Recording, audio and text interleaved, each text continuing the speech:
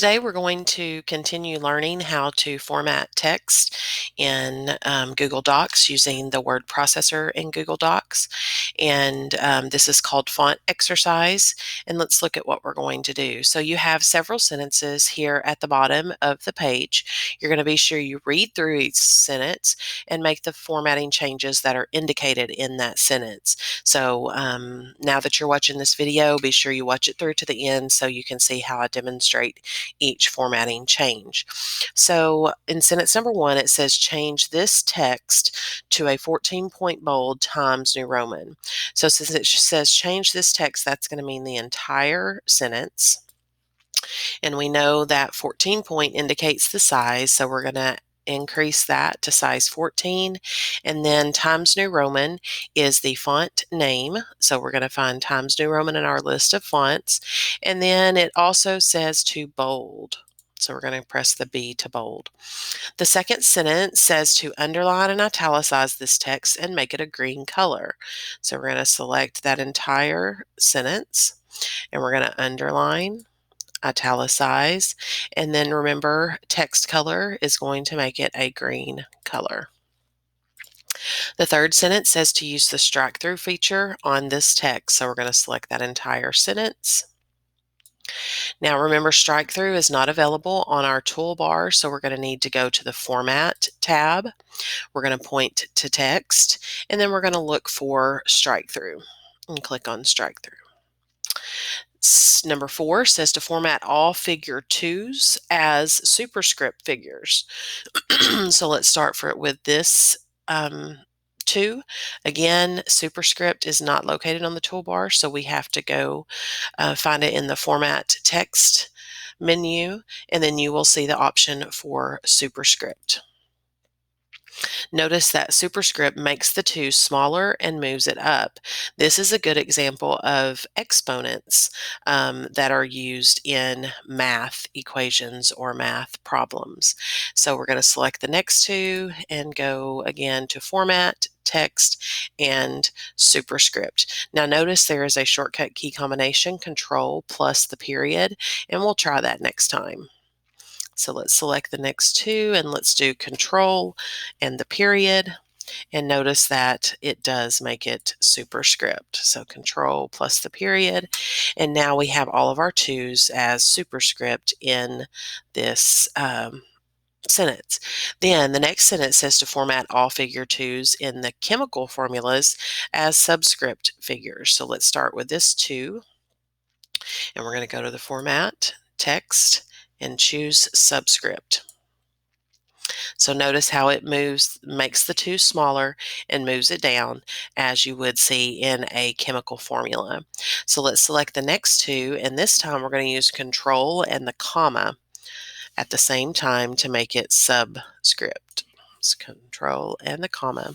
You can continue to use that menu, but I like keyboard shortcuts when I can. Control and the comma. Step number 6, or sentence number 6, says to select the capitalization tool that will format this text in uppercase. So we're going to select that entire sentence. And to change to uppercase, you will need to go to that Format menu, Text, and notice there is an option for capitalization. Once you hover over capitalization, another submenu appears where you can choose all uppercase. So we're going to click on that, and you'll notice that now that sentence is all uppercase. Sentence number 7, select New York, New York. Use a capitalization option to change it to New York, New York, which is lowercase and uppercase, so that would be called title case, and highlight this entire sentence in yellow. So we're going to change New York, New York, that's all caps. We're going to change it to title case to make it look like this. So we're going to go to Format, Text, Capitalization, and we're going to use title case.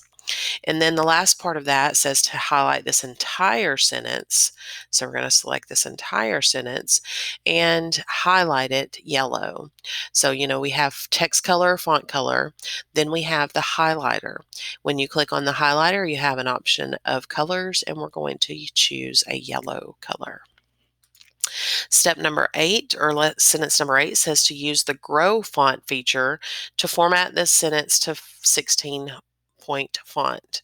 So I'm going to select this sentence. I'm going to use the plus sign to increase the font size to 16.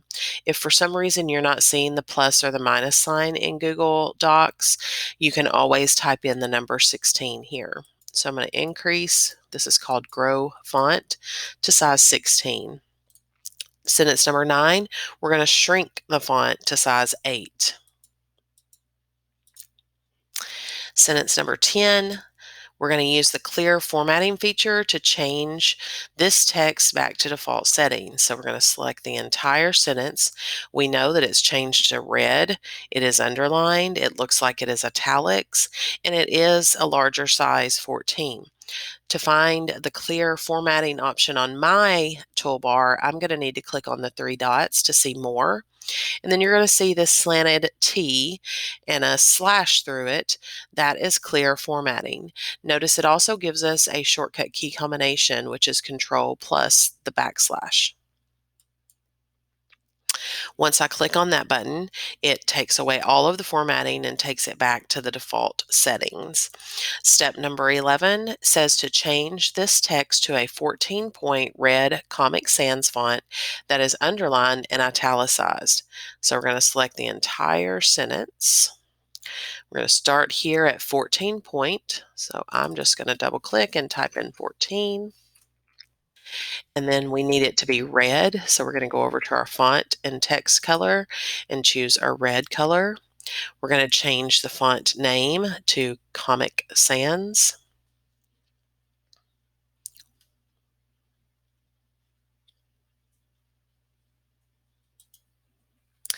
And we're going to underline it and italicize it. Then, last sentence, number 12, says choose any 3 text formatting features to apply to this sentence. So we're going to select this sentence, and then you can choose any 3 formatting features that you would like. So I'm going to highlight it, italicize it, and make it bold. And that would finish this assignment. Now you're ready to turn it in. If you have any questions, email me at smithla@whitehallsd.org.